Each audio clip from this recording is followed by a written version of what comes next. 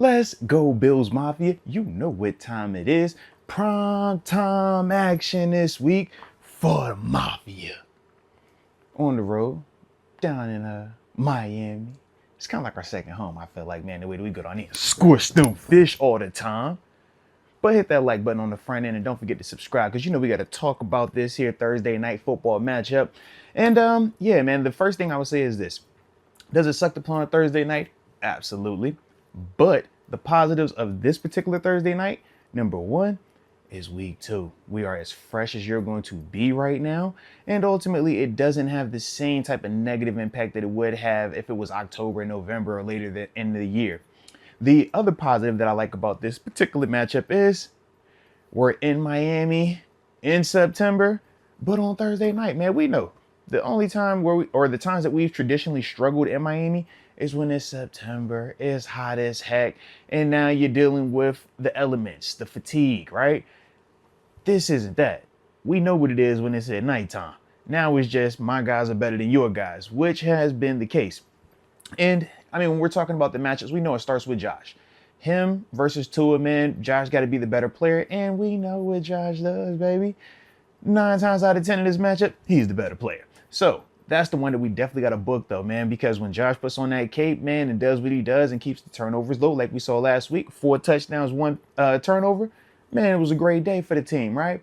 But I also feel like guys like James Cook, man, got to keep being able to ride through him and that running game. I thought last week James Cook, Ray Davis, and Ty Johnson. I thought all 3 of those guys did certain things to ultimately help out and keep some of that pressure off of Josh, man. We know we want to see more production out of that tight end room, and we know we're more than capable of doing that. But at the same time, man, I think the running game is the way that we're going to attack this group. And then from there, now let's get a chance to see some more of the young boy, man, Keon Coleman. I like what I saw from Curtis Samuel. I like what I saw from Khalil Shakir. But that, to me, is how we're going to have to attack this group up front, man. Now, we know they do got a couple guys on defense that we got to be aware of. Jalen Phillips, we know he's questionable right now, but he's a pretty good player. They look at him the way that we're looking at Groot right now, right?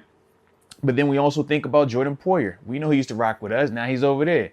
Is it a revenge game? It don't matter. You know, we got to take at him. We got to take him. We got to go at him and ultimately take his head off. You know how that go, man. That's the homie, though. But we got to get him. All right, Javon Holland, definitely a good player. Definitely on the lookout for him, right?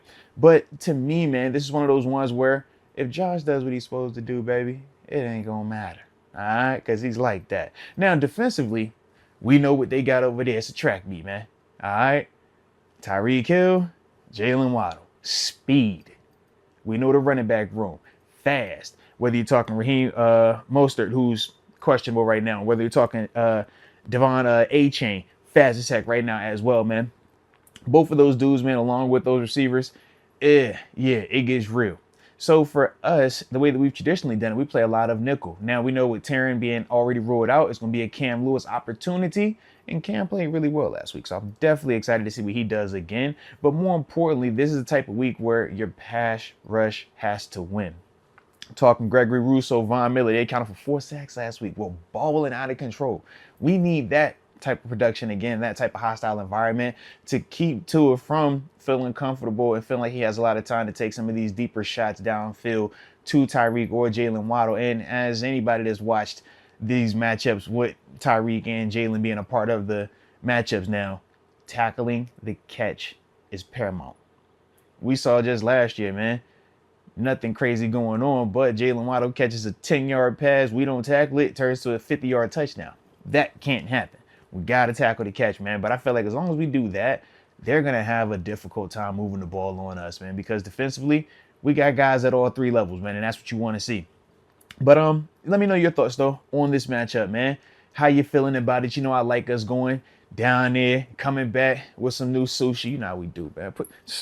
We eating dolphin this weekend, man. We got dolphin this week. That's on the menu, all right? But I definitely like us to get it done, man, and give it to me 31-24. Yeah, go 31-24. Good, guys, taking care of business. But you know that blue and red, we're going to rock it to the death, baby, all right? But you guys let me know your thoughts, though, on the matchup, how you see it playing out, and ultimately, who do you have getting the victory? But either way, you know I appreciate you for tuning in. Don't forget to hit that like button and subscribe. But until next time, just remember, don't nobody circle the wagons like the Buffalo Bills.